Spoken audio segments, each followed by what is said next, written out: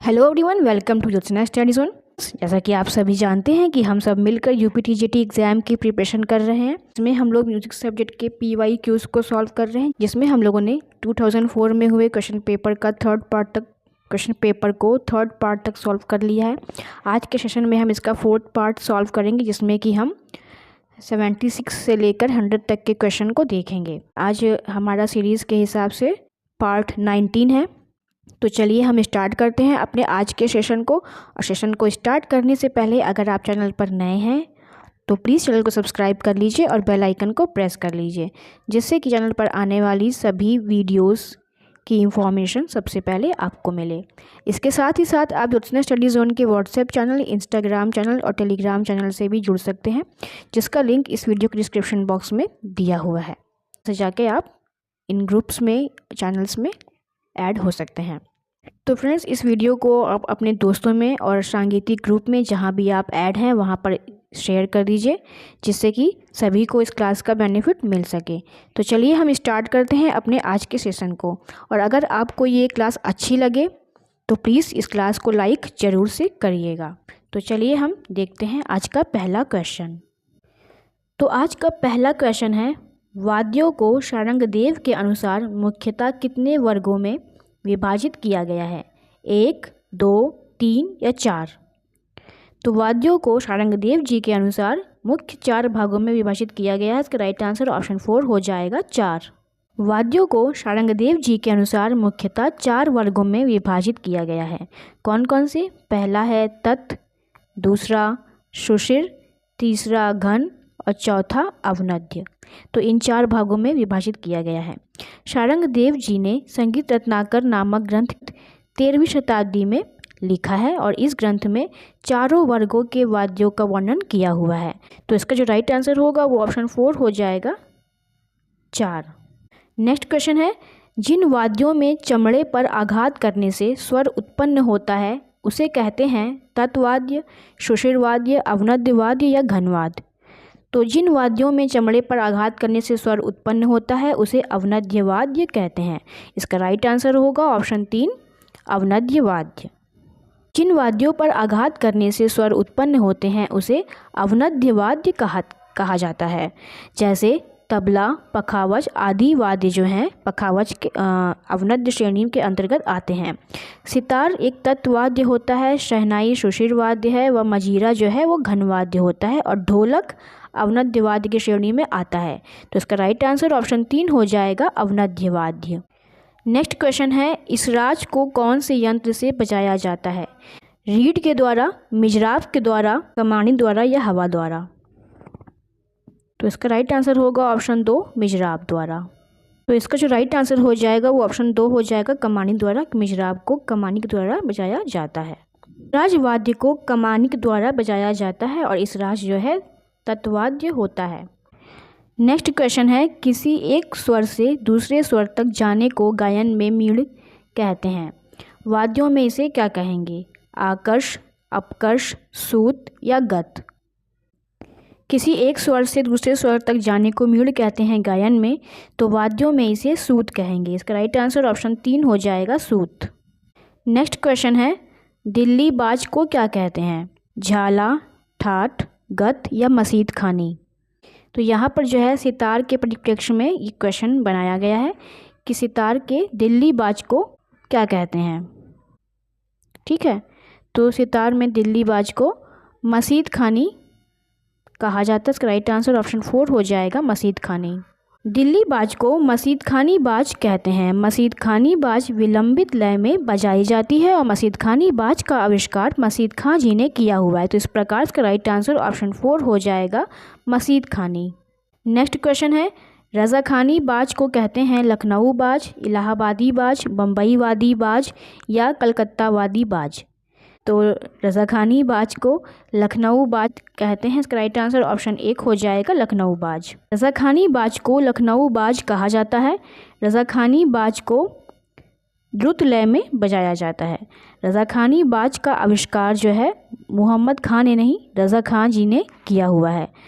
तो इसका जो राइट आंसर होगा वो ऑप्शन 1 हो जाएगा, लखनऊ बाज। वहीं बम्बई वादी बाज, इलाहाबादी बाज और कलकत्तावादी बाज, ऐसा कोई बाज नहीं है। तो इसका राइट आंसर ऑप्शन 1 होगा, लखनऊ बाज। नेक्स्ट क्वेश्चन है, तबले का ठेका सुनकर हम पहचानते हैं स्वर को, ताल को, लय को या बोल को। तबले का ठेका सुनकर हम ताल को पहचानते हैं। इसका राइट आंसर ऑप्शन 2 हो जाएगा, ताल। तबले का ठेका सुनकर हम ताल को पहचानते हैं, जो बोल समूह बज रहा है वह किस ताल का है। ठेका को तबला, मृदंग और पखावज पर ही बजाया जाता है। तो इसका राइट आंसर जो होगा वो ऑप्शन 2 हो जाएगा, ताल। नेक्स्ट क्वेश्चन है, तानपुरा को किसके द्वारा बजाया जाता है। छड़ी के द्वारा, नाखूनों के द्वारा, अंगुलियों के द्वारा या मिजराब के द्वारा। तो तानपुरा को अंगुलियों के द्वारा बजाया जाता है। इसका राइट आंसर जो होगा वो ऑप्शन 3 हो जाएगा, अंगुलियों के द्वारा। तानपुरे को अंगुलियों के द्वारा बजाया जाता है। तानपुरा एक तंत्र वाद्य है और इसमें 4 तार लगे होते हैं। तानपुरा को खूंटियों के द्वारा चढ़ाया या उतारा जाता है। छड़ी से संतूर वाद्य का वादन किया जाता है। नाखून से गिटार वाद्य बजाते हैं तथा मिजराब के द्वारा वाद्य को बजाया जाता है। तो इसका राइट आंसर जो होगा वो ऑप्शन 3 हो जाएगा, अंगुलियों के द्वारा। नेक्स्ट क्वेश्चन है, शहनाई में किस यंत्र द्वारा स्वरोत्पत्ति होती है। पत्ती के द्वारा, तना के द्वारा, पेड़ के द्वारा या जड़ के द्वारा। देखिए एग्जामिनर ने कैसा क्वेश्चन बनाया है। तो शहनाई की अगर हम बात करें तो शहनाई में जो स्वरोत्पत्ति होती है वो पत्ती के द्वारा होती है। इसका राइट आंसर ऑप्शन 1 हो जाएगा, पत्ती। अब इस पत्ती से आप उस पत्ती को मत सोच लीजिएगा कि ये कोई पेड़ की पत्ती है, ऐसा नहीं है। एक लोहे की छोटी पत्ती होती है, उसको लगाते हैं शहनाई में और उसी के द्वारा जो है स्वरोत्पत्ति होती है। तो इसका राइट आंसर जो होगा वो ऑप्शन 1 होगा, पत्ती। शहनाई में पत्ती यंत्र के द्वारा स्वरोत्पत्ति होती है। शहनाई एक सुशिर श्रेणी का वाद्य है और उस्ताद बिस्मिल्लाह खां एक उच्च कोटि के शहनाई वादक हैं। इन्हें भारत रत्न से भी नवाजा गया है। तो इस प्रकार इसका जो राइट आंसर होगा वो ऑप्शन 1 हो जाएगा, पत्ती। नेक्स्ट क्वेश्चन है, उस्ताद अली अकबर खां कौन सा वाद्य यंत्र बजाने के लिए मशहूर हैं। सितार, वीणा, सरोद या तानपुरा। तो उस्ताद अली अकबर खां जी सरोद वाद्य यंत्र बजाने के लिए प्रसिद्ध हैं। इसका राइट आंसर ऑप्शन 3 हो जाएगा, सरोद। उस्ताद अली अकबर खां सरोद वाद्य बजाने के लिए मशहूर हैं।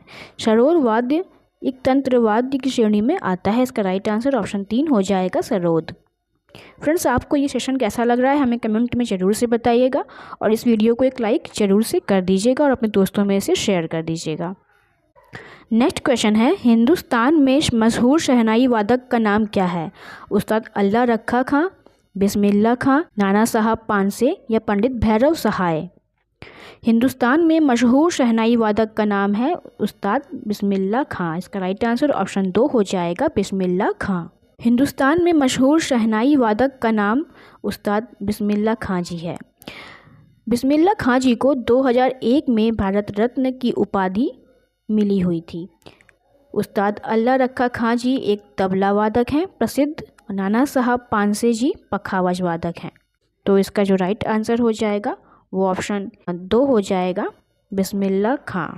आप लोग मुझे कमेंट बॉक्स में बताइए कि पंडित भैरव सहाय जी का संबंध किस विधा से है। नेक्स्ट क्वेश्चन है, राग वृंदावनी सारंग का संप्रकृति राग कौन सा है। काफ़ी, सूर मल्हार, मियाँ मल्हार या मियाँ की सारंग। तो राग वृंदावनी सारंग का संप्रकृति राग जो है वो हो जाएगा मियाँ की सारंग। इसका राइट आंसर ऑप्शन 4 हो जाएगा। राग वृंदावनी सारंग का संप्रकृति राग जो है वो राग मियाँ की सारंग हो जाएगा। मियाँ की सारंग और वृंदावनी सारंग राग काफ़ी ठाट का राग होता है और इन दोनों ही रागों का वादी स्वर जो है वो ऋषभ और संवादी स्वर पंचम को माना जाता है। तो इसका राइट आंसर जो होगा वो ऑप्शन 4 हो जाएगा, मियाँ की सारंग। नेक्स्ट क्वेश्चन है, निम्न में से कौन सा राग आश्रय राग होते हुए भी षाडव षाडव जाति का है। मारवा, पूर्वी, भैरवी या आसावरी। तो इसका राइट आंसर हो जाएगा ऑप्शन 1, मारवा। मारवा राग जो है आश्रय राग होते हुए भी षाडव षाडव जाति का राग है। राग मारवा मारवा थाट का आश्रय राग होते हुए भी षाडव जाति का राग है, क्योंकि मारवा राग में पंचम स्वर पूर्णतया वर्जित होता है। आसावरी राग की जाति औड़व संपूर्ण मानी जाती है और पूर्वी राग की जाति संपूर्ण मानी जाती है। और भैरवी राग की बात करें तो इसकी जाति भी संपूर्ण मानी जाती है। तो इसका राइट आंसर जो हो जाएगा वो ऑप्शन 1 हो जाएगा, मारवा। नेक्स्ट क्वेश्चन है, पखावज पर सामान्यतः गंभीर तालें बजाई जाती हैं। निम्न में से कौन सी ताल पखावज पर नहीं बजनी चाहिए? सूल ताल, खेमटा ताल, धमार ताल या चार ताल? तो सूल ताल का वादन, धमार ताल का वादन और चार ताल का वादन हम पखावज पर करते हैं, लेकिन खेमटा वाद्य को पखावज पर नहीं बजाना चाहिए। इसका राइट आंसर होगा वो ऑप्शन 2 हो जाएगा, खेमटा। पखावज पर सामान्यतः गंभीर तालें बजाई जाती हैं। खेमटा ताल पखावज पर नहीं बजाई जाती। सूल ताल, धमार ताल और चार ताल को पखावज वाद्य पर बजाया जाता है। ये तीनों तालें ध्रुपद गीत के साथ संगत के समय बजाई जाती है। तो इसका राइट आंसर जो होगा वो ऑप्शन 2 हो जाएगा, खेमटा। खेमटा ताल को ध्रुपद के साथ नहीं बजाया जाता है। नेक्स्ट क्वेश्चन है, निम्न में से कौन से जोड़े की तालें मात्राओं की दृष्टि से बेमेल है? सूल ताल, झप ताल, रूपक ताल, तीव्रा ताल, धमार, दीपचंदी, लक्ष्मी, गणेश। तो इसमें से कौन सी ताल है जो बेमेल है? तो इसका राइट आंसर हो जाएगा ऑप्शन 4, गणेश और लक्ष्मी। लक्ष्मी ताल 18 मात्रा की ताल है और गणेश ताल जो है वो 20 मात्रा की ताल है, इसलिए ये बेमेल ताल है। वहीं सूल ताल और झप ताल 10 मात्रा की ताल होती है। रूपक ताल और तीव्रा ताल 7 मात्रा की ताल हो जाएगी। धमार ताल और दीपचंदी ताल 14 मात्रा की ताल मानी जाती है। लक्ष्मी ताल और गणेश ताल बेमेल ताल हैं। तो इस प्रकार का राइट आंसर जो होगा वो ऑप्शन 4 हो जाएगा, लक्ष्मी और गणेश। कौन सा स्वर किसी भी राग में विवादी नहीं हो सकता? तीव्र मध्यम, षड्ज, शुद्ध मध्यम या पंचम? तो इसका आंसर तो आप सभी को पता है कि जो षड्ज स्वर होता है वो किसी भी राग में विवादी स्वर नहीं हो सकता। इसका राइट आंसर ऑप्शन 2 हो जाएगा, षड्ज। षड्ज स्वर किसी भी राग में विवादी नहीं हो सकता, क्योंकि ये सभी रागों का आधार स्वर होता है। तीव्र मध्यम, पंचम और शुद्ध मध्यम स्वर को विवादी स्वर माना जाता है। सा स्वर को कोमल तथा तीव्र स्वर भी नहीं किया जाता। तो इस प्रकार इसका जो राइट आंसर होगा वो ऑप्शन 2 हो जाएगा, षड्ज स्वर। नेक्स्ट क्वेश्चन है, निम्न में से किस राग में वक्र स्वर लगते हैं? भैरवी में, भैरव में, तिलक कामोद में या भूपाली में? पाली नहीं, भूपाली होगा। तो इनमें से जिसमें वक्र स्वर लगते हैं वो है तिलक कामोद। इसका राइट आंसर ऑप्शन 3 हो जाएगा, तिलक कामोद। राग तिलक कामोद में वक्र स्वर लगते हैं। तिलक कामोद राग खमाज थाट का राग माना जाता है। इस राग का वादी स्वर ऋषभ और संवादी स्वर पंचम को माना जाता है। तिलक कामोद राग की जाति षाडव संपूर्ण मानी जाती है और इस राग को रात्रि के दूसरे प्रहर में गाया अथवा बजाया जाता है। तो इस प्रकार इसका जो राइट आंसर होगा वो ऑप्शन 3 हो जाएगा, राग तिलक कामोद। नेक्स्ट क्वेश्चन है, निम्न में से कौन सा स्वर किसी भी राग में वादी नहीं है? शुद्ध निषाद, शुद्ध गंधार, शुद्ध ऋषभ या कोमल निषाद? तो इसका जो राइट आंसर हो जाएगा वो ऑप्शन 4 हो जाएगा, शुद्ध कोमल निषाद। कोमल निषाद स्वर जो है किसी भी राग में वादी स्वर नहीं होता है। कोमल निषाद स्वर किसी भी राग में वादी स्वर नहीं है, जबकि शुद्ध निषाद, शुद्ध गंधार, शुद्ध ऋषभ स्वर को वादी स्वर माना जाता है। तो इसका राइट आंसर ऑप्शन 4 हो जाएगा, कोमल निषाद।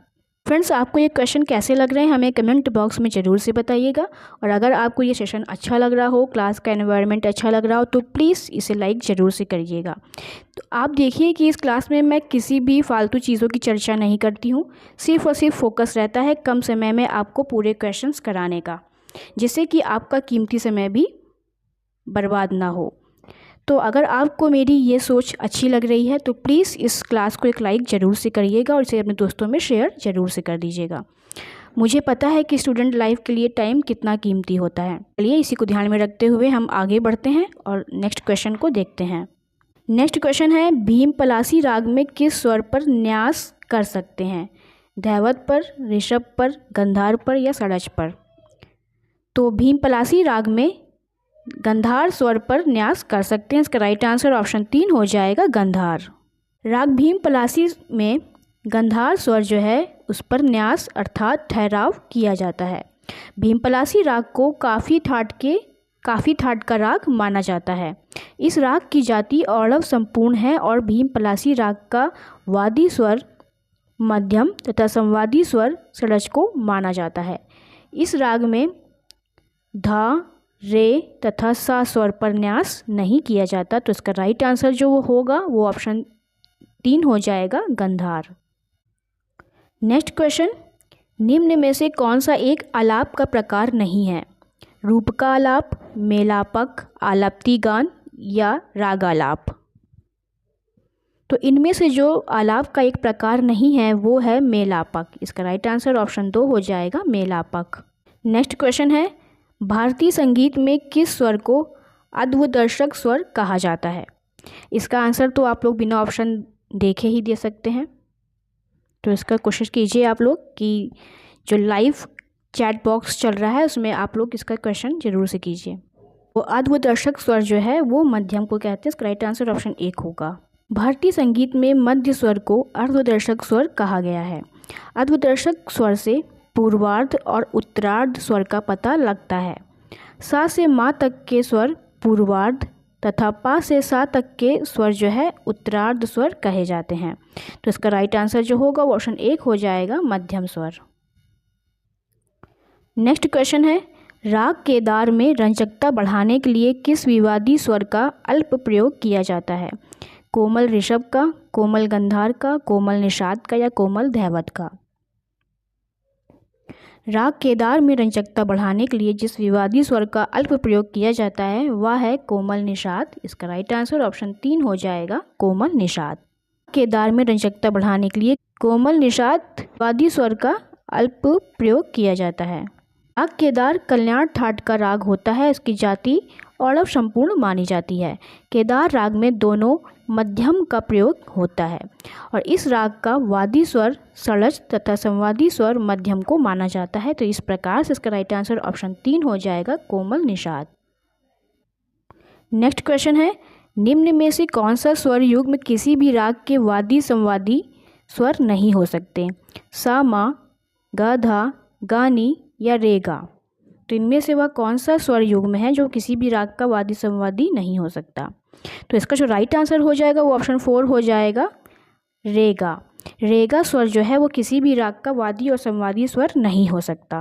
रेगा स्वर युग्म किसी भी राग के वादी और संवादी स्वर नहीं हो सकते क्योंकि दोनों स्वर पूर्वांग वादी हैं। वादी संवादी स्वर में कम से कम 4 से 5 स्वर का अंतर आवश्यक होता है। सा, मा, गा, धा, गा, नी स्वर वादी संवादी स्वर हो सकते हैं लेकिन रेगा स्वर नहीं हो सकता। तो इसका राइट आंसर जो होगा वो ऑप्शन 4 हो जाएगा, ऋषभ और गंधार। आज के सेशन का सेकंड लास्ट क्वेश्चन है, पंडित वेंकट मुखी के अनुसार रागों की कुल कितनी जातियां हो सकती हैं? 9, 6, 3 या 7? पंडित वेंकट मुखी के अनुसार रागों की कुल 9 जातियां हो सकती हैं। इसका राइट आंसर ऑप्शन 1 हो जाएगा, 9। पंडित वेंकट मुखी जी के अनुसार रागों की कुल 9 जातियां हो सकती हैं। औड़व औड़व, औड़व शाडव, औड़व संपूर्ण, शाडव शाडव, शाडव औड़व, शाडव संपूर्ण, औड़व संपूर्ण संपूर्ण, संपूर्ण औड़व और संपूर्ण शाडव। ये 9 जो जातियां हैं ये वेंकट मुखी जी के अनुसार मानी गई है। तो इसका राइट आंसर हो जाएगा ऑप्शन 1, 9। आज का लास्ट क्वेश्चन है क्वेश्चन नंबर 100। उत्तर भारतीय पद्धति में कोमल ऋषभ के नाम से पुकारे जाने वाले स्वर को दक्षिण भारतीय पद्धति में किस नाम से पुकारते हैं? कोमल ऋषभ, शुद्ध ऋषभ, चतुश्रुति ऋषभ या षट्श्रुति ऋषभ? उत्तर भारतीय पद्धति में कोमल ऋषभ के नाम से पुकारे जाने वाले स्वर को दक्षिण भारतीय पद्धति में शुद्ध ऋषभ के नाम से जाना जाता है। इसका राइट आंसर ऑप्शन 2 हो जाएगा, शुद्ध ऋषभ। उत्तर भारतीय पद्धति में कोमल ऋषभ के नाम से पुकारे जाने वाले स्वर को दक्षिण भारतीय संगीत में शुद्ध ऋषभ के नाम से पुकारा जाता है। इसका राइट आंसर ऑप्शन 2 होगा, शुद्ध ऋषभ। तो फ्रेंड्स ये थे आज के सेशन के क्वेश्चन। आपको कैसा लगा कमेंट में हमें ज़रूर से बताइएगा। कुछ मिस्टेक हो गई हो तो प्लीज़ कमेंट बॉक्स में उसे मेंशन ज़रूर से कर दीजिएगा। अगर आपको ये वीडियो पसंद आई हो तो इसे लाइक कर दीजिएगा और इसे अपने दोस्तों में शेयर कर दीजिएगा। तो फ्रेंड्स इस तरह से हम लोगों ने 2004 में हुए क्वेश्चन पेपर का पार्ट 4 सॉल्व कर लिया है। नेक्स्ट क्लास में हम इसका पार्ट 5 और अंतिम पार्ट सॉल्व करेंगे। तो चलिए फ्रेंड्स, हम मिलते हैं नेक्स्ट वीडियो में इसके आगे के पार्ट के साथ। तब तक के लिए अपनी प्रैक्टिस को कंटिन्यू करते रहिए। Thank you.